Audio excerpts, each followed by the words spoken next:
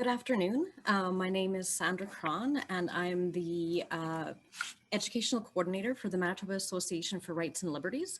I'm also a PhD candidate at the University of Manitoba in their Peace and Conflict program, and I teach conflict resolution at Menno Simons Collegiate at the University of Winnipeg.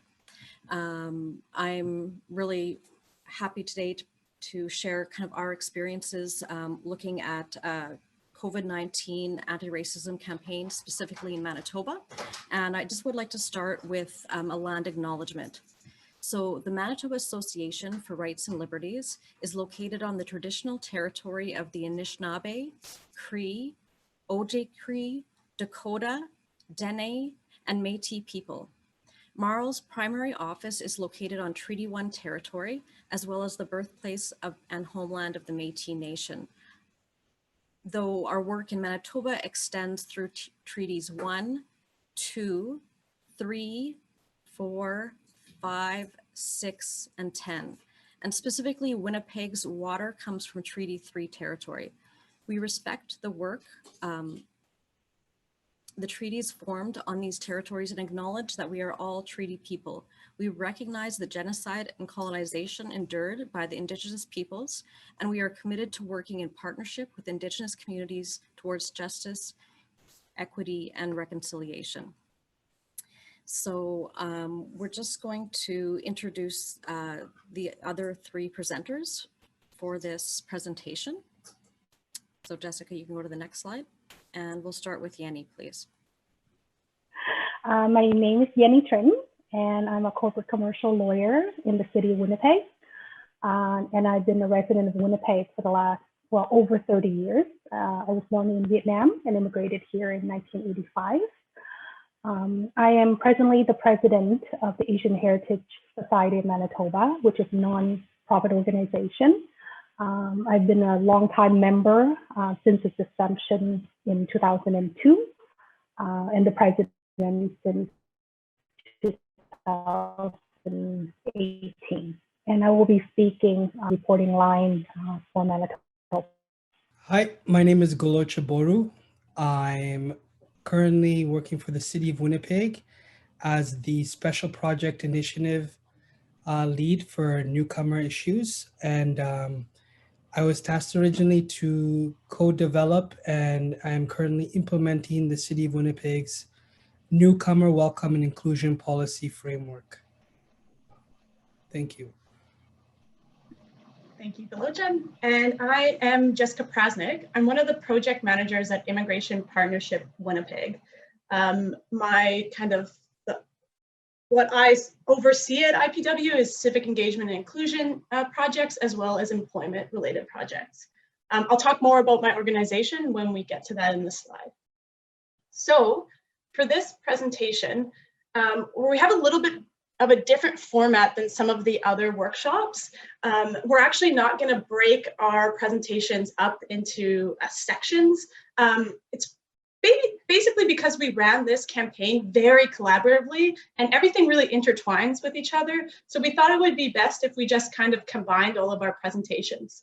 So for today's, the outline for today's presentation is the following. So first we're going to talk about identifying the issue and hearing from the community about the concerns around racism, discrimination, and xenophobia. How we went about designing the campaign, coming up with the objectives and actions, and designing a communications plan for the campaign. And then what actions we implemented and why we specifically focused on certain events and resources. And finally, and then we all know things have changed substantially since the beginning of COVID. We all thought it wouldn't last that long. So we've had to adapt the campaign as we've gone on. So we'll talk a bit about that. And then finally, we'll end on next steps. So for the first part of this presentation, we're going to talk about how the issue was identified. So hearing from communities' experiences with racism and discrimination, not only within my organization, but as well as Asian Heritage Societies in Manitoba. So here I'm going to pass it over to Yenny. Hi, it's Yenny again. And to start with, just a little information about the Asian Heritage Society of Manitoba. If I can get the next slide. So in 2002, the Government of Canada officially recognized the month of May as Asian Heritage Month. And for Manitoba, it wasn't recognized until 2019. So it took a while to get our organization into the public eye. So in Manitoba, working board consisted of representatives, and I'm just going to name a few, from the Chinese communities, Filipino, South Asians, Indo-Chinese, Japanese, Korean, Malaysian, Sri Lankan, and Vietnamese communities. And the society worked really hard to facilitate events that bring performers and artists on a variety of disciplines and cultures together. And I'm sure similar festivities are held nationwide to celebrate Asian culture, arts, and heritage. I'm sure at every province, there's an Asian Heritage Society or Asian Heritage Month Society working hard to promote Asian heritage, arts and culture, heritage, and to recognize the contribution of Asian Canadians to the Canadian culture. So besides providing artists and performers a way to showcase their talent, we also hold a few events to discuss the issues that Asian Canadians have experienced in Manitoba and Canada at large, essentially discrimination, anti-racism issues, refugees experience, and integration into Canadian society, intergenerational gaps, careers, and as well as profiling Asians in different professions. And we do this through high school symposiums every year. So with the coming of COVID-19, if I can get the next slide, that brought a whole level of activities to our organization. As early as January, we were hearing stories from our members, Asian Heritage members, friends, and very little from the media, but one and two here and there, about shunning, a lot of looks, whisper comments behind people's back, and to some extent, direct comments to people's faces, and assault even. And we're hearing it verbally through friends and members of the organization, as well as from other organizations. And at that time, we heard across Canada, COVID-19 anti-racism campaigns were being organized. And as a part of that, incidents of such events, reporting lines were also established as a part of that campaign. So at that time, we were thinking about also putting up a reporting line of our own. And that was available at asianheritagemanitoba.ca, which was launched in April 2020. And with Immigration Partnership Winnipeg, we joined their campaigns for specifically COVID-19 anti-racism in Manitoba. So at that time, our reporting line was the only one that we have heard of. So we decided for Manitobans, that would be the line that we would promote and ask people to report any incidents as a witness, as the person being affected by the incident, onto our line. And that's how our line got started. Next slide, please. And essentially, the reports only ask for, again, very optional name, place, if they're willing to reveal specific names or nicknames or whatever, date of incident, the type of discrimination they experienced verbally, or actions, or what, how, and where, essentially. Within a grocery store, is it in the workplace, Is it your children's daycare center? As well as if you are a witness, were there any other witnesses? And we also ask about reporting whether the person being affected reported to a third party, like if it's a grocery store, the manager, or at work, human resource or the manager, and also if they have report to police or any other person of authorities. So that's sort of what our line had asked for. And of course, we assured that it would be held in confidence and it's just used for data so that we would have something to speak of the authorities to let people know that such events and incidents happen in Winnipeg, surrounding cities in Manitoba. That was the goal and objective of the Asian Heritage Society's incident reporting line. Thank you, Yini. So it's very important for us with the campaign that we kind of were grounded in the experiences of what was going on in the community. So similarly to what Yini was talking about, we too at Immigration Partnership Winnipeg, we're hearing from our community members, particularly those of Asian communities, but also other racialized communities and just newcomers in general, of their experiences of racism and discrimination. Before we move on, we just want to mention that we will have time at the end of our presentation to answer some questions. So depending on how much you've been involved in the conference so far, they just go to Slido and then type in the conference code and just look for our presentation title and then submit your questions like that. And then at the end, we'll have some time to answer them.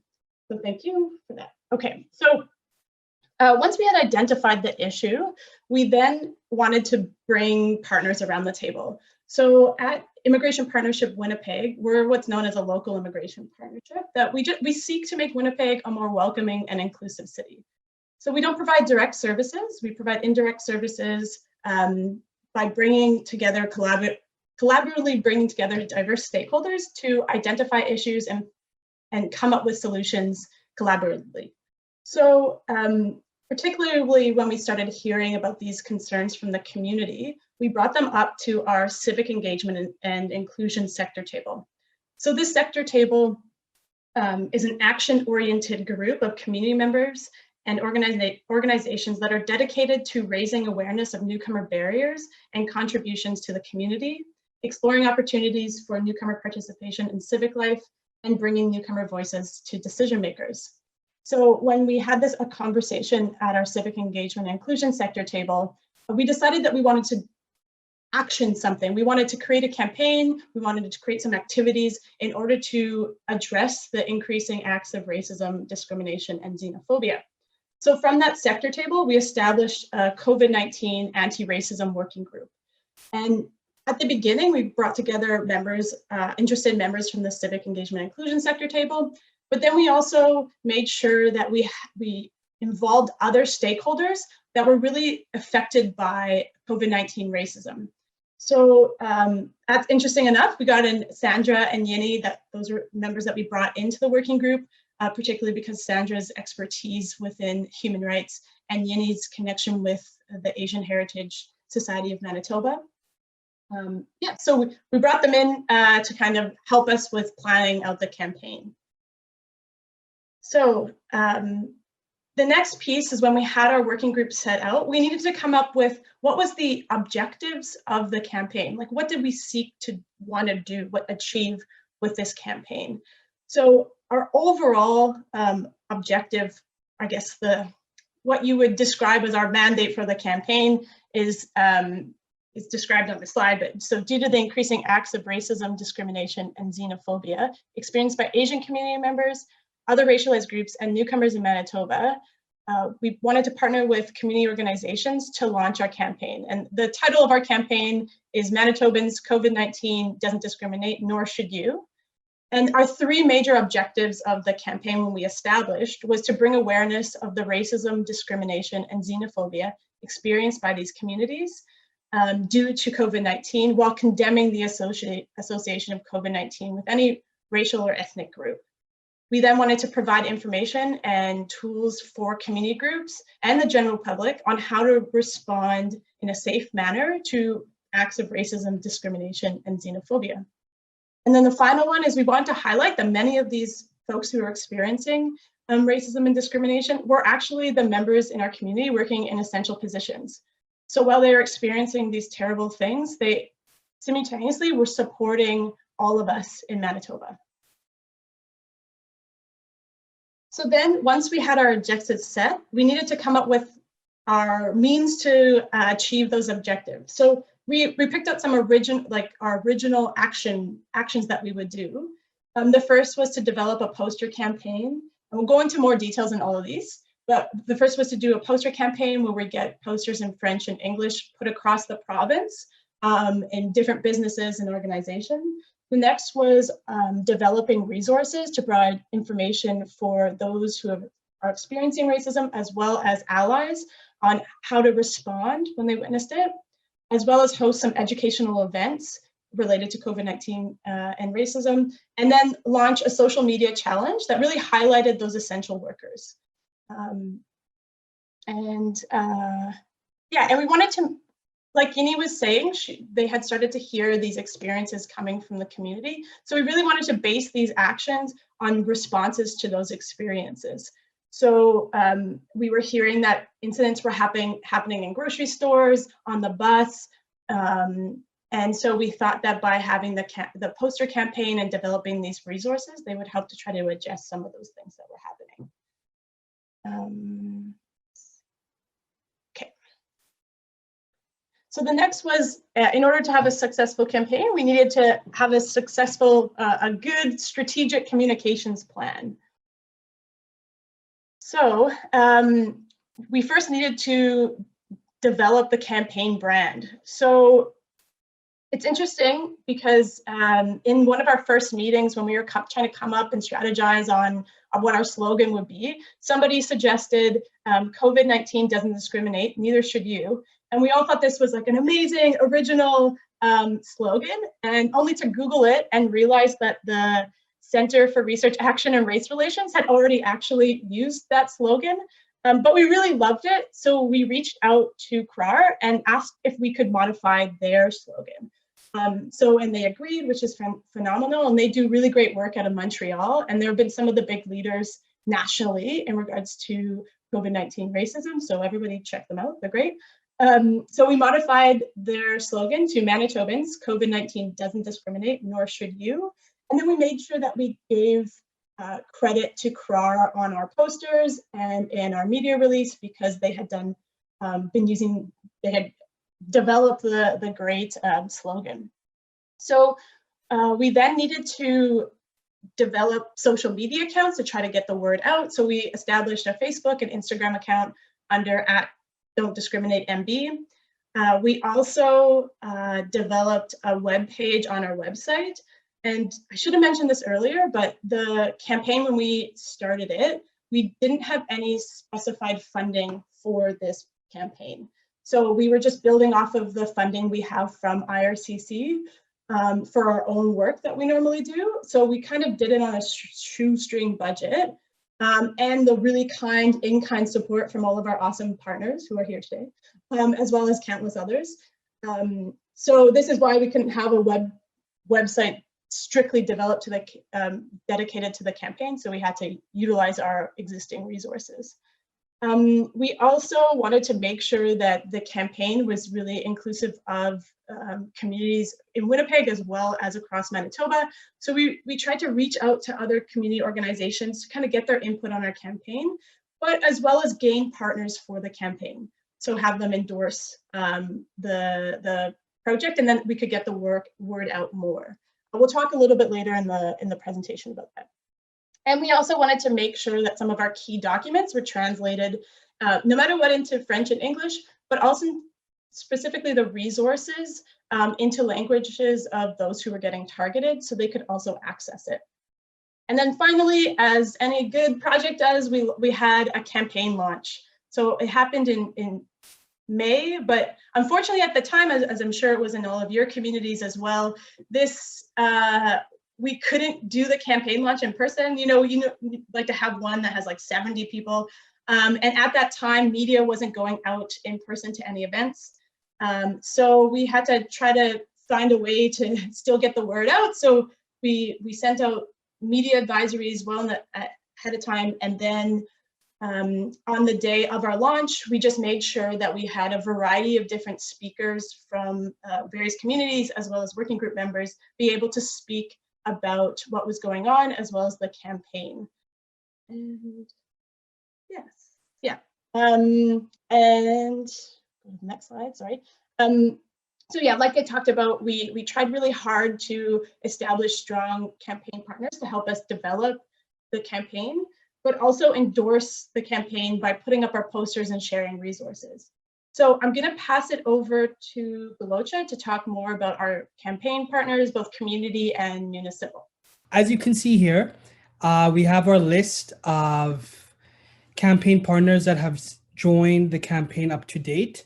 Initially, when we started in May 7th, I believe, we launched with 43 initial partners to the campaign. And as the word of mouth grew, more and more community households, ethnocultural groups started to contact Jessica in terms of how can we get posters, how can we spread the word on this initiative. Next slide, please. And then this came down to also now what I'm going to be really talking about is the difference in approach when it came to community and municipal partnership for the project.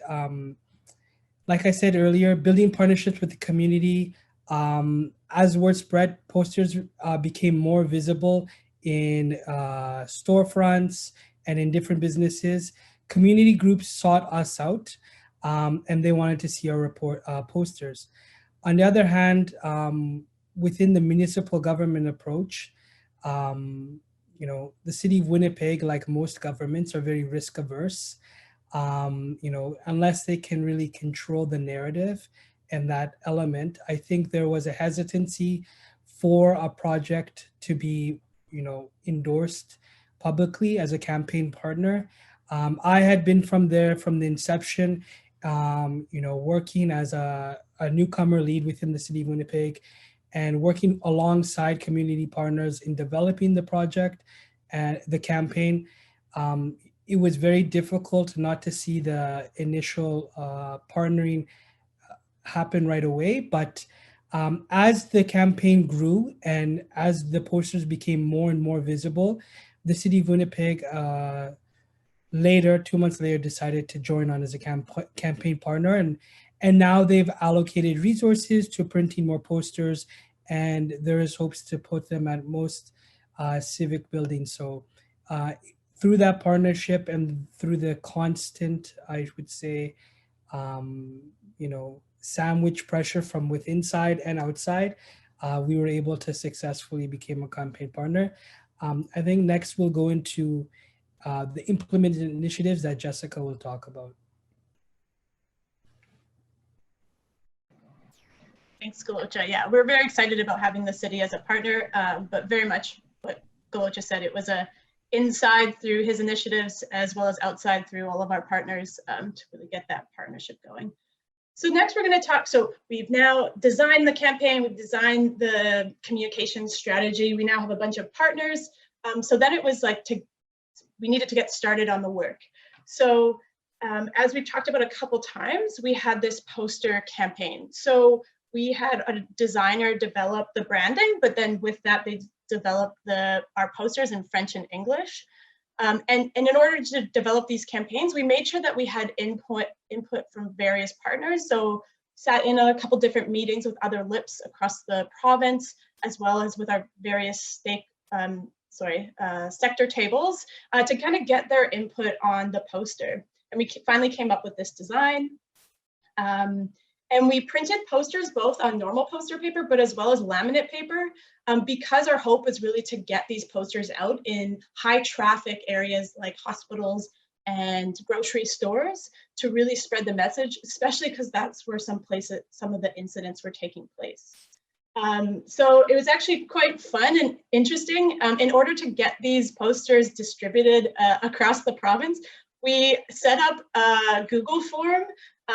So folks would just fill out the form and then we deliver it to them if they were within Winnipeg or the surrounding area, or we would mail out if they were further than that. And it was actually Galocha and I who did all the deliveries, so we didn't have a special delivery service, unless you consider Galocha and I special delivers. So we're really happy of the how far the reach was of this campaign. So far we've distributed over 450 posters to 90 different organizations. So these are health centers, grocery stores, MLA offices, assisted living facilities, schools, athletic centers, and many others. So we're really happy about that reach. It's also been distributed across Manitoba. So we have them throughout Winnipeg, Portage-la Prairie, Brandon, Russell, Neepawa, Steinbach, and Churchill. So we're really happy about the reach of the posters. And like Golocha said, the city's now printed more posters and they're going to distribute them around city facilities. Next, we ran a social media campaign, which was called Essential in MB. And this was to, the whole social media challenge was to try to bring awareness to all the former immigrants and refugees who were essential workers in Manitoba. We asked newcomer, immigrant, and refugee identifying folks to take their picture of a sign saying, "I am a newcomer, immigrant, or refugee," however they wanted to define themselves. "I am," whatever their occupation was. "My work is essential in MB." And then share it on social media using the hashtag essential in MB and tagging our social media accounts. So working group members gathered the photos of essential workers that you see on the screen here before the challenge started. And we use this as an example to try to get folks to participate. Unfortunately, out of all of our campaign actions, this was one that didn't get a lot of uptake. We maybe only had 4 or 5 people participate in the social media challenge. And we've done a bit of assessment of like why that happened. And part of it is probably because I'm not a social media expert. But we've tried to come up with some other solutions of possibly having a prize given out to the people that participate. So we're strategizing on how to move forward with this. And now I'm going to pass it off to Sandra to talk about our educational initiatives. Great, thank you. So there's 3 kind of initiatives that I'd like to kind of talk about here. One is a virtual ethics cafe. Another is like handouts and information sheets. And then the last is lunch and learns. So some of them were virtual and some of them were in person. So can you go to the next one, please? So the first event we planned was a virtual ethics cafe. And this is something that Marls has done in the past, a lot of ethics cafes where we work with the public and we kind of bring forth a theme and specific questions that we kind of discuss. And so when we were looking at this campaign, this is something that like we could easily organize. And we had actually done a campaign, we had done an ethics cafe a few months earlier looking at what was the theme? It was equity in a time of crisis. So just looking at some of the issues that surrounded COVID. So when we looked at this, we kind of started talking about what are the issues that we see that are related to racism in Manitoba. And could you go to the next slide, Jessica? So along with this event is organized with the Center for Professional and Applied Ethics, the University of Manitoba. So Marl already has a committee that kind of works with that center. So we have kind of a group of people that kind of look at developing ethics questions. And then we also sent kind of requests for questions out to the different partners within the community, within the campaign. So one of the things we decided is like in the beginning of the campaign, we started looking at the Asian community and anti-racism, but we also realized that there was racism occurring in other communities as well. So we ended up kind of looking at 3 different issues in our questions. So the first one was looking at kind of racism directed to the Asian community and looking at kind of how do we respond as community members and as bystanders. The second thing, we also, there was consensus that we did want to kind of have a question that related to the Indigenous community.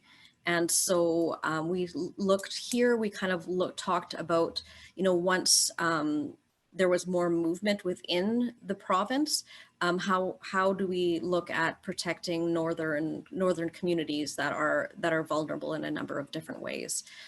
So that was our second question. And then the third question, we looked at the question of defunding the police. So this was just right at the beginning where we started to see more protests in the States and Canada with the Black Lives Matter movement, and we wanted to kind of address some of those issues as well. So we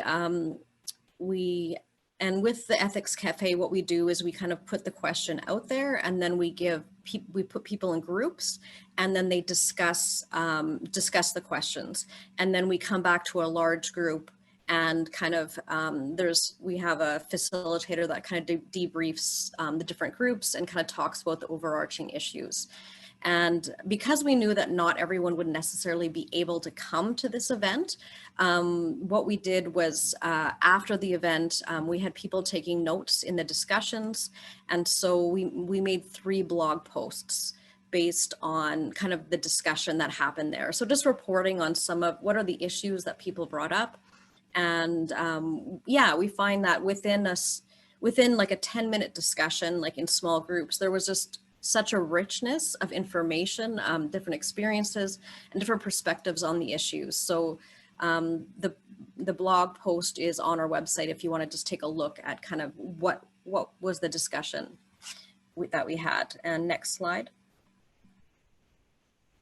So for example, like the last question, usually with the Ethics Cafe, we have kind of a description of an issue and then several questions. So some activists have recently called on cities to defund and disband police departments and replace them with other forms of public safety structures. Do you agree with the police should be defunded or disbanded, or could they be reformed in some other way? If so, how?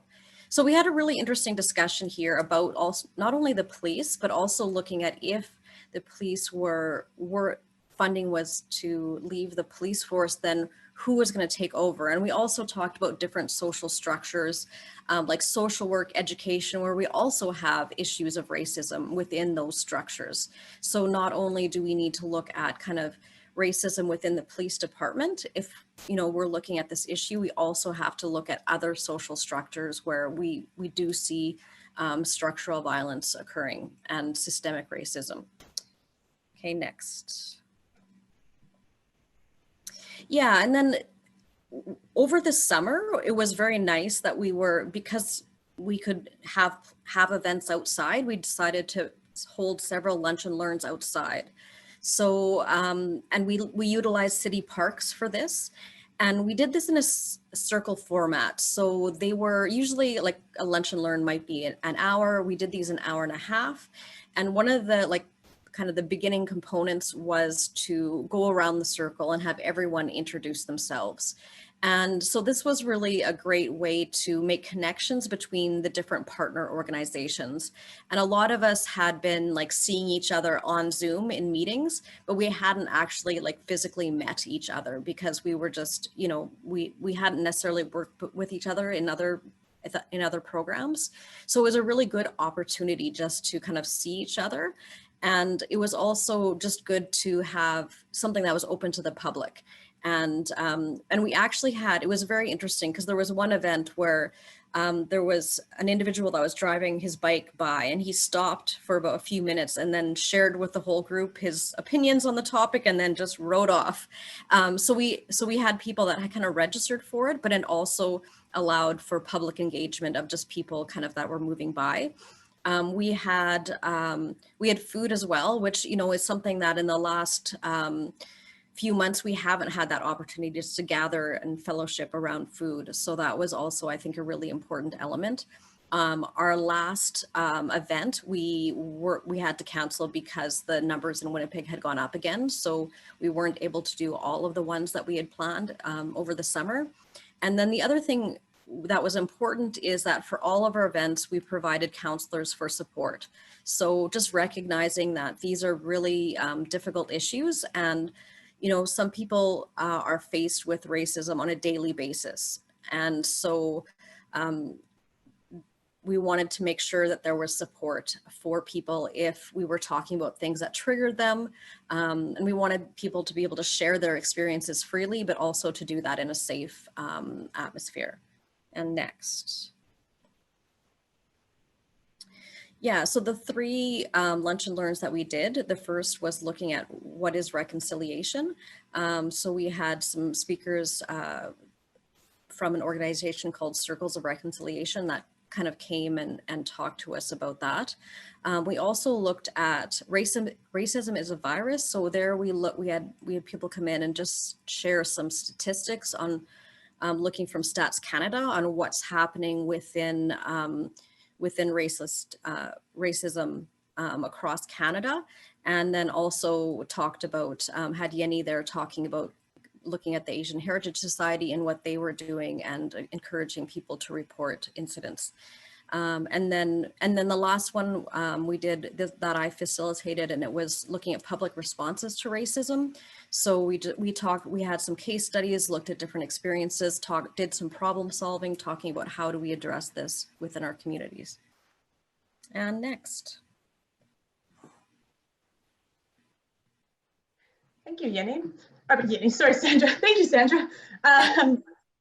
So next up, we'll talk about the resources that we developed, different handouts and information sheets that, of course, were available online or we brought to those lunch and learns. But a key thing to keep in mind as we developed these resources is that we made sure that they were always reviewed by different community members. While we know that not every single community member has the exact same experience, we did still want to make sure that it was through the lens of some community leaders to make sure that we weren't reinforcing any racial trauma. So the first one we created was the steps to responding to racism. So since we were finding that many folks were,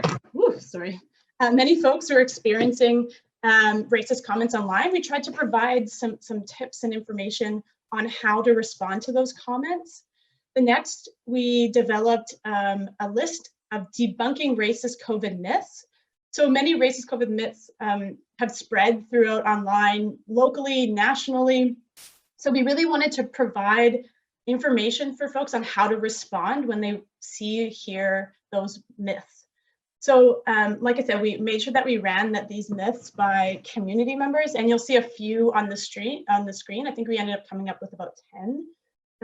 And so, for example, in Manitoba over the summer, there was an outbreak in a few of the Hutterite communities, which led to a huge stigma and marginalization of all Hutterites across Manitoba. So we ended up reaching out to the Hutterite Safety Council COVID-19 task force and reviewed the myth and the truth to them to make sure it was to make sure that they were comfortable in the way that we worded it. So the next thing that we did was a tip sheet for victims of hate crimes. So this tip sheet we adapted from, again, the Center for Research Action on Race Relations. They have a great tip sheet. And then on the second part of the tip sheet is localized resources, and they're in Montreal, so their resources are localized to them. So we localized ours to Manitoba. But this was a very interesting learning moment for us as we shared the tip sheet, and on one of the resources was that we suggested that people call the police if they experience a hate crime. And obviously we know that reporting to the police is where you would report a hate crime, but we didn't contextualize the systematic racism and the different types of discrimination that different racial and ethnic communities experience from the police. And somebody actually responded to us and kind of called us out for that. And so what we did is we took the resource back, as we should have, and reviewed it with different working group members to come up with different language to ensure that people understood the systematic racism that exists within the police and were provided with alternatives to calling the police. So we weren't just suggesting that people instantly go call the police because that can actually just lead to more racism, but they had a better understanding of what that meant and that they knew that there were alternatives that they could reach out to. And then finally, we, over the summer, we had a university student work with us to collect different resources, research, articles, and initiatives related to COVID-19 and racism. And then we kind of put a hub on our website of different resources of these different things and tried to kind of categorize them. And our hope was to continuously update this, but we just haven't had as much capacity as we did when we had the student. So next, we'll talk about adapting the campaign. So when we launched the campaign in May, we really didn't think, and I'm sure you're all feeling the same way, we didn't think COVID was going to last as long as it had. We thought it would just be a couple of months, and then everything would kind of go back to normal. But obviously that hasn't happened. Otherwise, we'd all be in Montreal right now during the conference. But so a big part of running this awareness campaign is being able to adapt to the changing circumstances and changing needs of the community. So I'm going to pass it over to Yini to talk more about that incident reporting form that Asian Heritage Society set up. Hi again. So as Jessica said, Asian Heritage Society had initiated a reporting line because we wanted something local. Because as I understand it, all across Canada, there are a few reporting lines that are online, that you can fill out the information via internet. You can even send a text, an email, what else needed. But we wanted to do one specifically for Manitobans, so that we hoped that Manitobans would feel comfortable to know that this line is local, and the organization that are putting up this reporting line is also local and understand the needs of the Asian Manitobans, so that we would, again, feel comfortable, feel safe to report the racist incidents or any comments they have heard or witnessed to. So that was our objective when we put out this local line. But we put up the line in April of this year, and as of now, we have one incident or one person actually formally wrote out the line, fill out the report, as it were. And if we base that and say, oh, there are no racist incidents in Manitoba, that would be so untrue. One of the reports that was released by other organizations in September, reported 600 incidents of anti-Asian racists in Canada since the onset of COVID-19. And on the map, Manitoba had 1% of racist incidents reported. And as a Manitoban, I know that's not true. I hear from my friends, members of Asian Heritage Society, members of other organizations, the media, that is not true. There are a lot of incidents that go unreported. And for various reasons, people affected by the incidents and the bystanders just are not reporting. And when I mean reporting, I mean through our website, to the police, to, as we call, governmental agencies, they are not. In speaking of to some of the people affected by the events, the reasons are fear. They don't want to speak out, afraid of reprisal. So if you say something, maybe the people that attacked you would come back, or else it's more of disbelief in the system. Like, what can it do? How is that going to help anybody? Nobody can help me. Disbelief that it can change anything. So that's what I hear a lot from the community members in not reporting, or else they just want to forget the incident. I get a lot of that reason too. It's very traumatizing to be yelled at, pushed, or even like shunned. So people don't want to talk about it anymore. They just want to forget it, or say it wasn't that bad, or I can take it, and it's just one of those things, and it's okay. And they walk away. They don't want to hear about it anymore or talk about it anymore. They just want to forget the whole incident. And we tried, the members of our organization asked them to report and just to say, well, you need to speak out, you need to tell people so that we can change the system. We can change people's minds to know that this is happening in Manitoba, in Winnipeg, in the surrounding areas. It's not that we're don't have this incident, it's just people are not, the information is not getting to where it needs to get. So as Jessica mentioned earlier, we had to change our tactics a bit.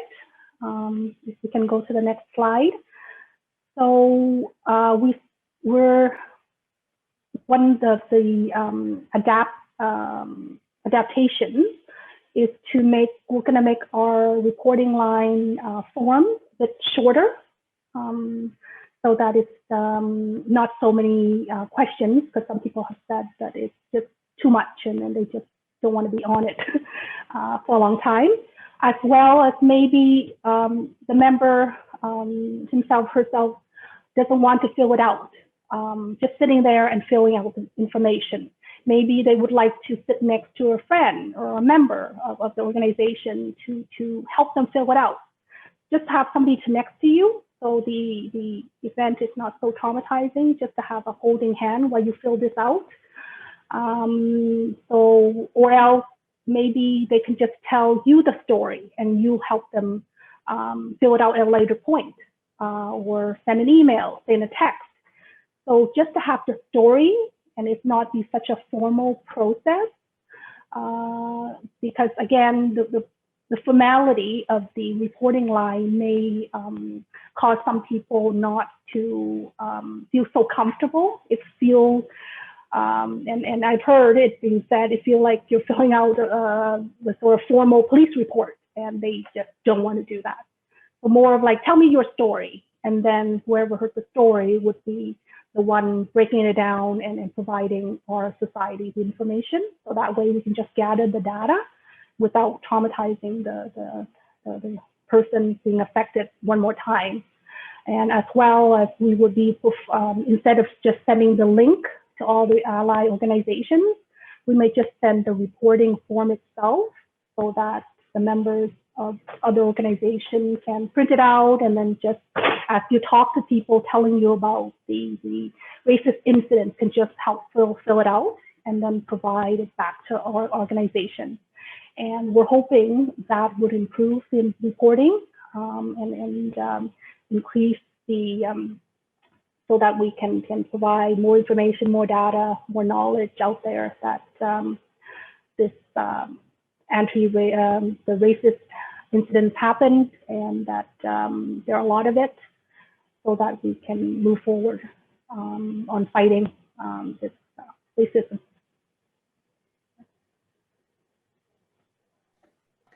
Thank you, Yini. So building on how we adapted our campaign, like Yini said, they had to come up with other strategies for reporting, but it's important to know that when we started the campaign, like I said, we thought we'd do a couple events, we develop a couple resources, share a couple posters, but of course, in the midst of this, when the murder of George Floyd happened and the growing Black Lives Matter and Indigenous Lives Matter protests in the States, but as well as locally in Winnipeg and across Manitoba, there was a greater public awareness of systematic racism, of overt racism, and there was more public interest in learning about racism and anti-racism. So there was this demand to learn more, and while we weren't experts on everything anti-racist, which nobody can be, people did come to us in the campaign as a source of trying to learn more about different forms of racism and how to act in an anti-racist manner. So we tried to answer that call with kind of still respecting the frame of our campaign and trying to still meet those objectives, but also provide that information and kind of further education for those people that were interested in it. So as Sandra had talked about, we did hold the virtual ethics cafe and those lunch and learns. We also ran a 2-part anti-racism training in partnership with Elmwood Community Resource, who really did provide the training. We had 300 people attend the first one and 100 people attend the second. The Alberta Muslim Public Affairs Council hosted a Conversations on Hate event with a former leader to discuss event with a former white supremacist, an imam, and a community leader to discuss extremism, polarization, and harassment. And so while we didn't lead it, we tried to provide support and try to get the awareness out to Manitobans. And then in Winnipeg, for those that experience racism, they tend, and I think this is probably true across the world, locally, nationally, globally, but when folks experience racism, they tend to turn to somebody they confide in, if they turn to anybody at all to talk about it. So their friends, their close friends, their family, maybe their ethnocultural leaders, maybe sometimes like a worker that they are close with. So we partnered with the Manitoba Association of Newcomer Serving Organizations and the Planning Committee for the Strangers in New Homelands Conference to conduct a training for settlement service providers and ethnocultural leaders on how to support those who experience racism. We really wanted to try to provide some tools for those folks who people tend to confide in them about how to support and acknowledge someone's experience and empower them through it. So we held a virtual training. We had brought in some speakers, actually brought in some community leaders to speak, but as well as other academics from Canada and the States. And then we broke out some breakout rooms to try out some scenarios. Like I've already said, we did like Sandra said, we did those lunch and learns. And we also have partnered with Elmwood again to run anti-racism awareness seminars. So this is part of funding that Elmwood was able to get from the United Way of Winnipeg. And we were able to hire a consultant, Dr. Delia Douglas, who is absolutely phenomenal, to run 4 3-hour seminar sessions as an introduction to racisms and anti-racism.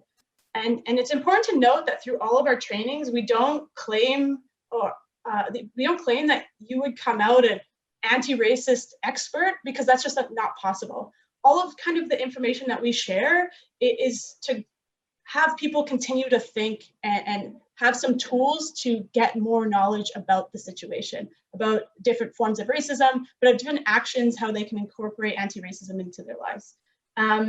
And just like Sandra talked about, we've always made sure that we've brought in counselors, even in virtual sessions, just to make sure people know that there's support if they're ever triggered. And we've also started some other initiatives that we didn't plan at the beginning, and really because of having to adapt the campaign. So the first, which is really cool, is we worked with Elmwood, and I really want to give Elmwood Community Resource Center all of the credit on this. They helped to establish a racial trauma counseling and support program, because what we noticed again in Winnipeg, that there wasn't a counseling service that was targeted to this type of trauma, racial trauma, and the experiences of racist acts and systematic racism. So we wanted to make sure that while we were doing this work, there was some individualized support for those who were targeted. So Elmwood created the program, and we got some funding through United Way to run that. We also, throughout the campaign, have made sure to support other anti-racism, anti-xenophobic campaigns, such as the Act to End Racism. And a big shout out to Asian Heritage Society of Manitoba. This campaign is national, but Asian Heritage Society ran it locally, and really helped to spread the word about the importance of reporting racist incidents, as well as sharing resources and and support for people to speak up. Yes, it's really fantastic. And we've also supported the Status for All campaign and tried to share the petition locally and get some traction there. We're currently working on an anti-racism parenting resource because we heard throughout many of our events and trainings that this was of interest to lots of the participants. So we're currently working on developing that resource. And an interesting thing that's happened throughout this campaign is there's more and more people are talking about different forms of racism and discrimination, not just as it relates to COVID-19. So as research started to come out, we started recognizing the higher, and I think we've all known this in the community, but high incidence of Islamophobia within Manitoba and nationally, as some of the Islamophobia is targeted or is rooted in COVID-19 or as an excuse of COVID-19. But we did want to kind of bring the voices of Black Muslim women to an event so they can share their experiences and kind of hopes for the future. So we, separate from the COVID-19 anti-racism working group, we set up another group, particularly with Muslim community members and Muslim women community members, to come up with this event where we brought 3 fantastic Black Muslim women to share their experiences on racism, sexism, and Islamophobia, and kind of an understanding of the intersectionality there and their hopes for the future. So with that said, we'll move on to talking about next steps. So that's kind of everything we've done so far, and I'm going to pass it off to Galocha to talk about where we're going.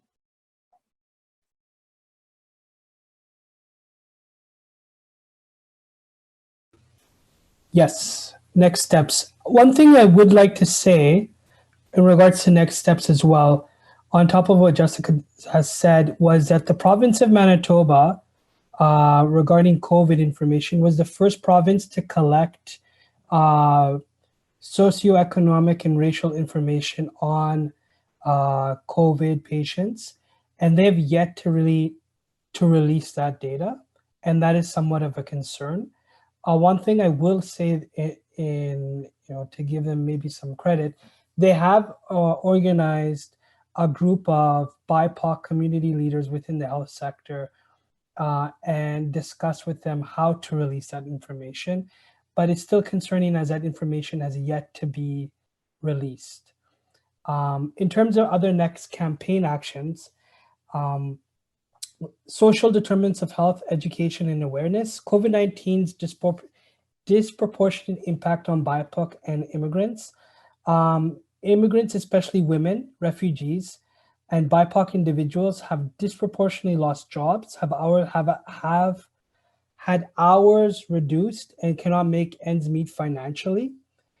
Immigrants' mental health is lower as a result of pandemic. For example, immigrant women rank their mental health as poor or very poor since the start of the pandemic, compared to with 15% of Canadian-born women.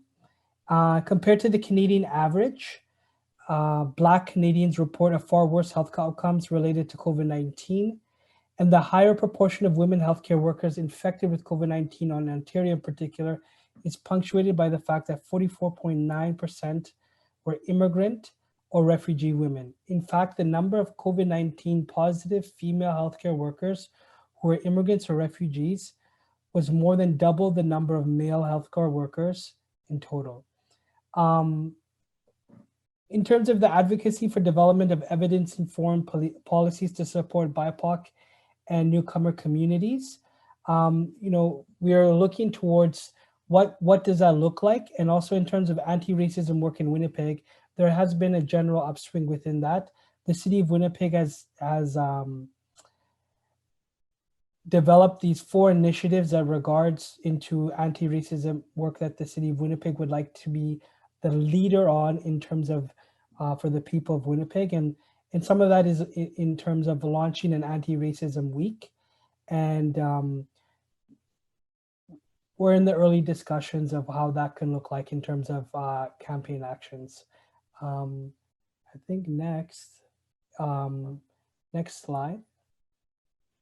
We have questions. These are the emails of the members, and if there's any questions to the floor that people would like to ask. I don't know, Baldwin or... Okay, yeah. So there are two questions we have just from the Slido. So the first one is looking at, do you have numbers that show the impact of the campaign in the community? And then the second one is, how are you measuring success or impact? So I think I'm going to pass this over to Jessica. Okay. I'm going to stop the screen share if that's okay. Yep. And just to note that if you do have any questions about our campaign or want to get more information, just send me an email. My email's up there. Happy to chat. Okay.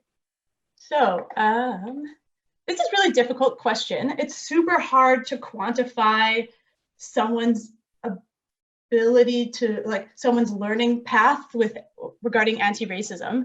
I would say that if we like have to quantify stuff, we were able to get our posters out to 90 different community organizations, meaning that tons of people have been able to see that and are getting that message. Throughout all of our events, we've probably had over 760 people attend the different events. So that's one way to show that's 760 people that have engaged in conversation around racism and anti-racism work. On our social media accounts, we have just over 1,100 people that follow us. So they're also getting those messages. But I really want to emphasize that, like, for this campaign, because it was, there was an issue and we just tried to like action it, we didn't put a lot of emphasis on trying to measure the impact from the beginning, like setting a baseline, doing a research on baseline data, and then seeing the progress, because we just saw the issue and we had to action it quickly. So yeah, that's I guess what I'll say about that. Okay, yeah, and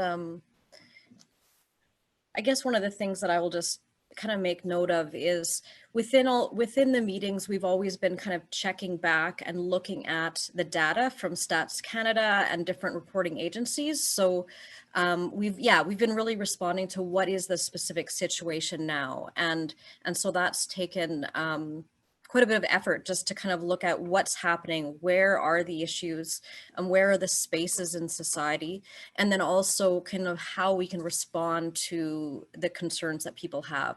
So, and even within, I think, the partner organizations, like as one of the partner organizations, we have also received more interest in doing anti-racism training, both in schools as well as in the workplace. So that doesn't necessarily show up on the campaign and the numbers that Jessica's talking about, but that does, it does show up kind of in our work.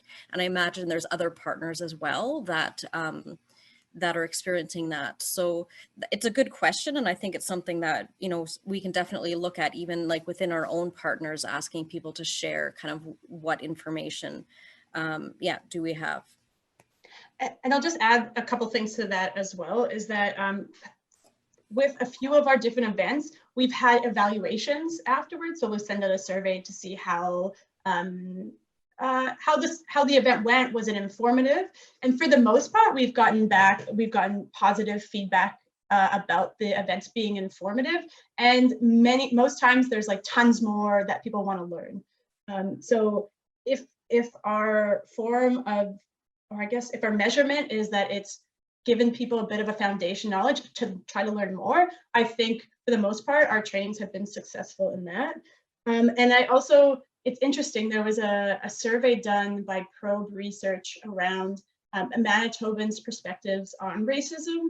And I would not equate this to our campaign whatsoever, but there was, I think one of you, I think Golocha may have mentioned it, but something like 60% of Manitobans acknowledge that something they've done in the past was racist. And so this acknowledgement is really key in moving forward with anti-racism, to acknowledge that we have done racist things, or we're living in racist society, right? So that percentage was an increase since the last time Probe Research did it. So I think that there's growing acknowledgement within our province, but like, again, I'm not equating that to our campaign, but just it's important to note.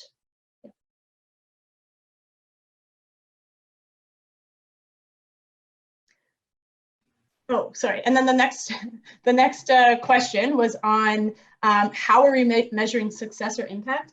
Again, I've kind of like alluded to that in the reach of our campaign and through those qualitative evaluations of our services. But I think it really does come down to having conversations with people that have gone through some of our trainings or our events or the resources, and them feeling that they're more equipped to have conversations about this, about having conversations about racism or being intrigued to go learn more. We've heard from, so for the training we did for settlement workers and ethnocultural leaders, we had people come back to us being like, this is eye-opening. I now feel a little bit better equipped to support community members who are coming to me to talk about that. But I know that in, you know, the world of government funding, this is really key, is like, how do we measure this? But like in reality, with racism and anti-racism, it's very hard to quantify impact, if that makes sense. Yeah, and I'd just like to add to that, and I think, you know, Jessica, you've alluded to this, is one of the things that we have been doing in our events is just emphasizing that this is the start of a conversation. So it's raising awareness, like, you know, we're looking at, you know, educating people on what are microaggressions, what do they look like, and just becoming aware of some of those things. And then also, what does systemic racism look like? What does institutionalized racism look like? And because I think within the province, but also within the country, there isn't a clear definition. So then, you know, to look at case studies and look at examples and just start talking about where is this happening within our communities, is just kind of giving people the opportunity to know what it looks like, and then also start to doing some analysis in their experiences as they go through their daily lives as well. So I think that's something that's really important. And yeah, and again, from like requests for workshops and stuff like this, we are seeing that people are becoming more aware, and that they're, yeah, kind of acknowledging the problem that we have in society, and wanting to kind of look at how do we systemically look at this. And yeah, and then also for us too, it's just been looking at the data, because this has been a learning process. Like from the beginning in March, like I kind of have said that this is kind of a giant, you know, global social experiment, right? We've very quickly changed how we interact with each other in society. And so, and there's, you know, shifting funding is also something else that nonprofits are struggling with right now, is like, how do we do the things that we've normally done in the past, and how do we do it in a new way? So, so I think a lot of energy has gone into like looking at like an analysis of what's happening, and then what can we do and how can we respond to that. So yeah, and I think as we kind of get more secure funding in this area, then it'll be a little bit easier to do some of that reporting, and some of those you know, looking at what is the impact and assessments, because right now I think we've kind of been just looking at like, how do we respond, and what do we do next? Yenny or Glocha, do you want to add anything to that? I just want to add in a comment. Sandra, like you said, this is the beginning. It's the first step. And when we talked about the reporting lines, and you could say, oh, we only had one incident report, but I look at it like, yay, we have one. Somebody trusts us enough, or feel confident enough, comfortable enough to report. And the incident this person reported happened in March. It took this long for this person to feel comfortable and safe enough to put it on paper and send it to us. So it is I believe it's a very positive steps toward gathering more information for people to step up and speak out, which all our campaigns have been going towards that, for people to speak out and speak up and help. And this is just the first step in, I think, a very long campaign. And we just have to continue on, adapt, and respond to the needs of the community.